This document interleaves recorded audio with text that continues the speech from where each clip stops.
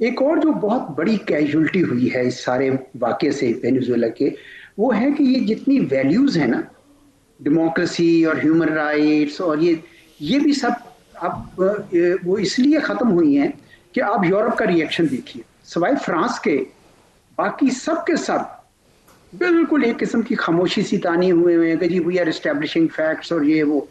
इसी तरीके से भारत, अभी मुझे नहीं पता, अभी शायद रिएक्शन आ गया हो।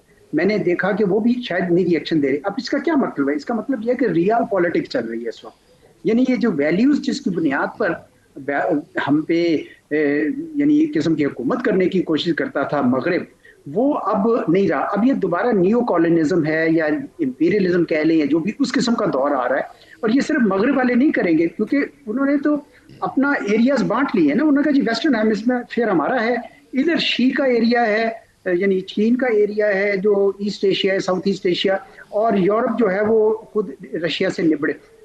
तो ये हमारे लिए काफी मेरे ख्याल में इम्पोर्टेंट है कि अब हम उन चीजों पे ना करें, और इसके लिए रियल पॉलिटिक्स में रहते हुए आपको अलायंसेस बनाने पड़ेंगे। And that's where I agree with you कि आपका जिस तरह सऊदी अरब के साथ है, तुर्की आपका यानी अच्छा जाना माना दोस्त है। चीन के साथ मेरे ख्याल में इस वक्त जरा ज्यादा मेहनत करने की जरूरत है, क्योंकि चूंकि पाकिस्तान के अमेरिका के साथ ताल्लुकात इस वक्त गर्मजोशी की फेज में है, जो बदल भी सकते हैं।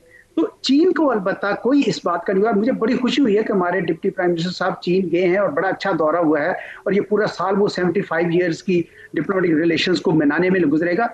मेरे ख्याल में this is a great thing that we are doing. हमें चीन के साथ पूरी तरह करना चाहिए। अगर इस किस्म का कोई और डिफेंस एग्रीमेंट बनता है लाइक माइंडेड मुल्क के साथ, तो वो करना चाहिए। ईरान में अगर कोई गड़बड़ करते हैं ये तो मेरे ख्याल में वो उसकी बड़ी इम्प्लीकेशंस होंगी, पूरे खित्ते के लिए भी होगी, और हमसाए होने के अलावा हम पे ही होंगे।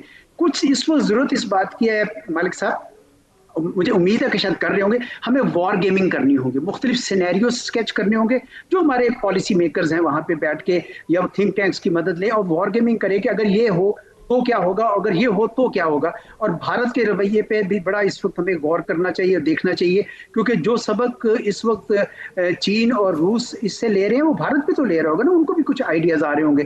तो इसलिए वॉर गेमिंग जो है इस वक्त हमें ये सारे सिनेरियोज के मुतालिक करनी चाहिए, ताकि हमारी तैयारी जो है ना मुकम्मल हो। बिल्कुल।